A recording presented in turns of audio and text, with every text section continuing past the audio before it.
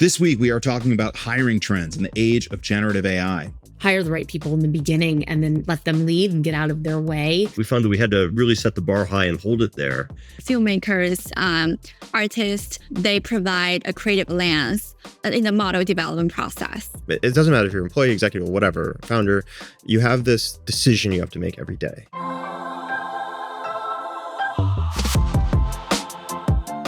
I'm Michael Mignano, a partner with Lightspeed, and this is Generative Now. This week's episode is for anyone who's building in AI and is asking themselves how to build the best team. You already know talent matters. Everyone says that. But right now, AI talent is scarce, expensive, and unpredictable. Bain & Company predicts that half of global AI jobs will go unfilled by 2027. 44% of business executives say this talent shortage will make it harder for them to deploy AI. So, how do you actually staff an AI team in 2025? I'm sharing the best advice I've heard on this podcast from leaders at Pika, 11 Labs, and NVIDIA. We'll check in with Dan Schipper about Every's collaborative approach to content and software development. And finally, we'll pull back the curtain at how we approach talent at Lightspeed with our very own VP of AI talent, Amy Anton. Let's break down what's actually working in AI hiring and what's not. Let's start at the ground floor. If you're building an AI company, there's infrastructure, product, research, a bunch more, but what's the edge? I asked two impressive founders this. Demi is the co-founder and CEO of idea-to-video platform Pika, and Maddie Staniszewski co-founded and runs the audio AI company 11 Labs. They both said it's all about the people, not just the smart ones, but the people who think differently. For us, I think, first of all, we try to build a very, the best technical team, both on research, engineering side. For example, our founding research team members all came from the top AI lab, both from the top AI industry labs such as Google Demi, Facebook AI, and also the top academic schools like Stanford, MIT. At the same time, I think for us, art is also as important as science when it comes to building the team, but also building the model. So we have a lot of team members are from creative backgrounds, so who are filmmakers, artists. Our core team, they provide a creative lens in the model development process. Beyond that, of course, we're a very hardworking and efficient team. Yeah, I 100% echo the team piece. I'm lucky to have a co-founder who've done a lot of the research before and has been able to assemble an incredible team of researchers. So 100% that. And in our case, it's also being able to focus that team on a very specific set of goals. Demi and Maddie brought on AI researchers and filmmakers, scientists and storytellers. And it makes sense. When your product's output is expressive, you need people who know what good looks like, not just how to ship it. So why do AI teams need more creative talent right now? Well, as software becomes easier and easier to create, the value on taste and somebody's judgment on how good something is just going to be that much more valuable. And so I think we'll see more and more talent inside of AI companies helping guide models on things like taste. But another key question to ask is, what kinds of new skills does an AI-driven economy demand?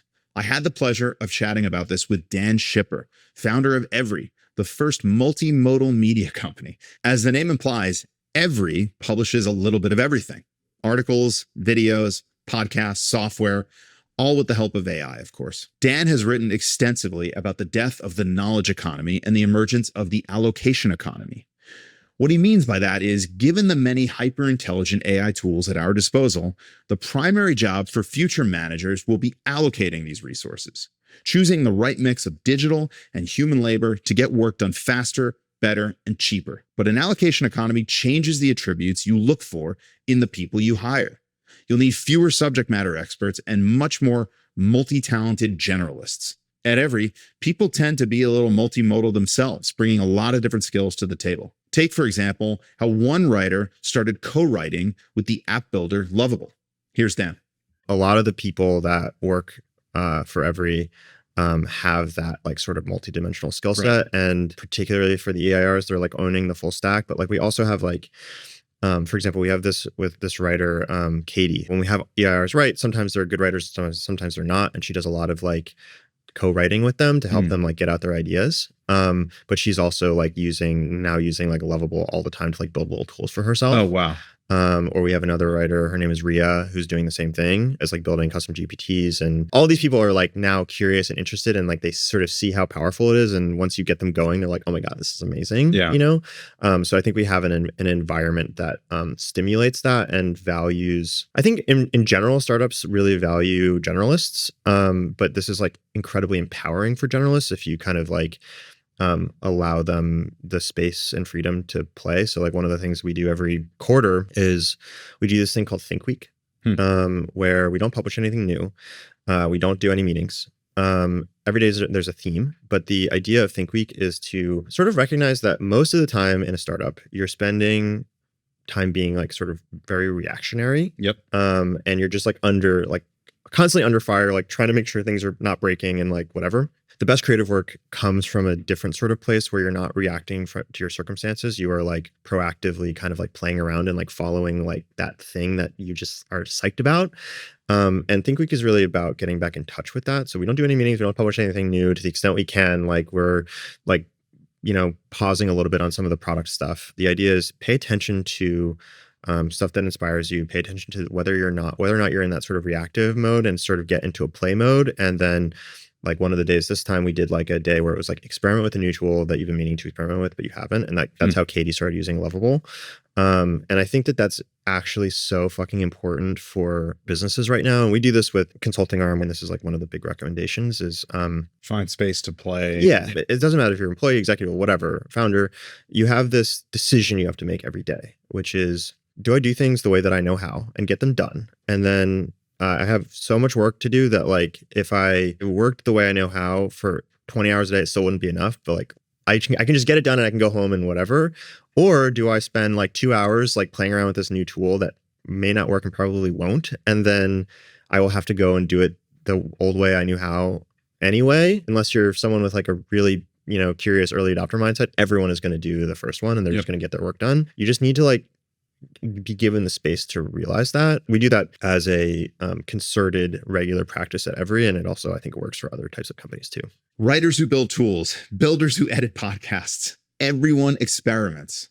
I think we're going to see a lot more experimentation going on inside of startups as the models just give us more and more capabilities. They're bringing out more creativity in all of us, and I think that creativity is going to translate to newer, faster, and more differentiated products. As Dan says, it's not just about finding people who do a lot of things well. You need people who are always willing to experiment with ways of working. Because in the AI economy, everyone will need to find new ways to work. So now the question becomes, what happens when you grow? I had a great conversation on that topic with Bill Daly, who grew his research team from 15 to roughly 400 PhD researchers at NVIDIA. As I'm sure you know, NVIDIA provides the core GPU technology powering all of our favorite AI startups. In a very short amount of time, NVIDIA has become one of the most important companies on the planet, in part due to the incredible depth of scientific talent it has amassed. Here's Bill. I came to NVIDIA in 2009 and inherited a team of, I think it was like about 15 people, most of whom were doing ray tracing, computer graphics. And, from there, created groups, doing, architecture and circuits and doing AI. When we first started in any given area, it was very hard because no one wants to come to a place where they're the only one doing something. But by getting some really good people to anchor each place and then hiring really good people, it then becomes easier to recruit talent because people like to join, a team where there are other fun people to talk to and everybody is as smart as you are. We found that we had to really set the bar high and hold it there. If we were to let that bar drop and start hiring mediocre people, that would be hiring more mediocre people. So we've had to keep it high, and we try to create an environment where people like to be. So we have very little turnover. People come and they stay because they get to do what they want to do. They have the resources to do fun experiments. They get to work with fun people, and they get to have an enormous amount of impact. One great thing about NVIDIA is because we supply the whole industry. If you develop, whether it's a piece of new hardware for AI or a new type of model, a new training technique, it winds up benefiting everybody, benefiting the whole world. Whereas in some of the people we're competing with for talent, if they develop something, then their company will use that, but it won't be spread as widely as the things that we develop. You hear this sort of thing from a lot of the truly foundational technology companies. Getting top talent early is essential. A-level players attract other A-level players. So how do you scale headcount without scaling complexity? Well, it starts by acknowledging that as you scale, your company is going to change. There's a general rule of thumb among startup CEOs and founders that at each 50-person interval, the culture breaks down, the process breaks down, and you need to start over from scratch. So that's a good thing to keep in mind. But a lot of founders wait too long to define what great looks like. And by the time they realize, it's already embedded in their culture. Don't let that happen. Be super intentional from the beginning. Let's zoom back in. You're hiring your next few roles, maybe doing outreach yourself. This is where things can go sideways fast. I asked Amy Anton, Lightspeed's new VP of AI talent, how founders can think about hiring without wasting resources and time. Here's what she had to say. My name's Amy Anton. I'm part of the talent team here at Lightspeed, and my focus is on AI and machine learning talent. And my primary goal is to help make our portfolio companies successful. What we look for when we're thinking about building strong AI teams is largely similar to what we think about for building strong teams, period. And I think especially in the beginning, there's a special uniqueness to people who not only have AI skills and experience, but who also demonstrate high agency, who can be product thinkers, who may have displayed initiative to push inside the companies where they worked previously. We look for clarity of thought and vision. What is it that you want to do and why? Have you thought about the dynamics of the industry, or the product or the vision and any kind of competing factors that may be at play in the market? Those are kind of really important aspects of building a successful team. We also look especially for kind of the early founders and senior leadership team. We also look for charisma, right? People who are most successful are able to be talent magnets. They need to be able to recruit. They need to be able to retain top talent as their company grows. And they need to be able to raise money as well. In terms of AI, top AI talent, right? We're in a world right now where AI is such a sexy term, and people feel like they need to weave AI into their company in some way for people to take them seriously or to attract talent or funding or whatever it may be. What I am encouraging people to do is to be really crystal clear about what their needs are, right? I think that there are certainly top AI talent that are, extremely difficult to hire, very, very well paid, doing really meaningful and impactful work. And I frequently get asked the question, how do we hire these people when they're so difficult? And while I would say a lot of those folks aren't the people who actually need a more junior person or somebody who isn't as kind of well-known or famous or who doesn't have kind of the traditional credentials, would be just as effective and potentially even more effective for the work that you're doing as a kind of earlier stage company. So I would definitely just encourage people to think about exactly what their needs are, have that conversation with whomever it is that they're working with to staff those teams. I think the answer could vary quite substantially depending on the specific needs of the company. This is the $1 million question, I would say. Do you staff up quickly or do you hold out for the perfect unicorn? There is always tension in the system around these trade-offs. And I think, my best advice to people is always, again, kind of think about the criticality of the role that you're hiring. Of course, a leadership position, or if it's, a role that's kind of setting the direction in any way, or is potentially a culture carrier, figure out what you need and what are the non-negotiables, and don't negotiate with those. It's important also to recognize kind of, are you looking for something that doesn't exist? So also hold yourself accountable to, are you looking for, as we sort of say, are you looking for a purple unicorn? And you may be able to find one, but then can you hire them? Can you keep them? Can you compensate them? bigger that you can increase your aperture of what the talent pool looks like, the better. And I think it's really important, depending on where you are in the journey of your company, to not let perfect be the enemy of the good. It is really important that you get your leadership team in place and right up front, because everything sort of trickles from there. They're the culture carriers. They're the people who are setting the research direction. They're the people who are, setting the product vision.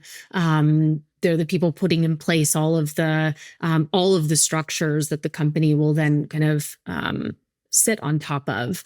And so being really, really thoughtful about your leadership team in the early stages, I think will just pay dividends over time. Really kind of empowering those people to lead and to hire and kind of relinquish control as kind of a CEO or founder. A lot of people who join early stage companies are really excited to be a part of that growth and to be a really integral part of what happens with that company. Really trying to empower people to own various parts. You have more brains thinking about more problems in different ways, and you probably come up with more creative solutions with more brain power. Hire the right people in the beginning, and then let them lead and get out of their way. And then hold yourself accountable for kind of looking at the people who you have over time and making sure that they are still the right people, as the company grows, right? Because I think I've certainly seen, people who are hired for a company at 200 people, and, they may have wonderful experience to lead or to drive various parts of that company forward at 200 people.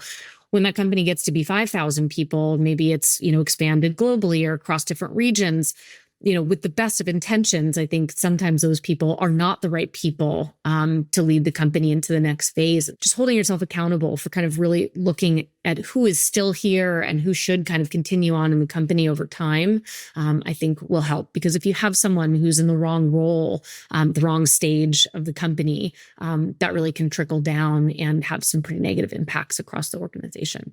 One pitfall I've observed often is companies making up roles just to justify hiring somebody who's super impressive.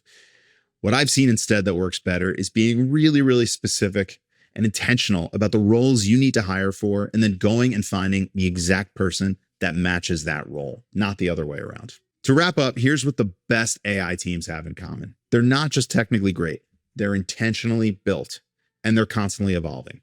Hire for range, hold the bar, build your team like you build your product, because in this space, your team is the product. That's all for this episode of Generative Now.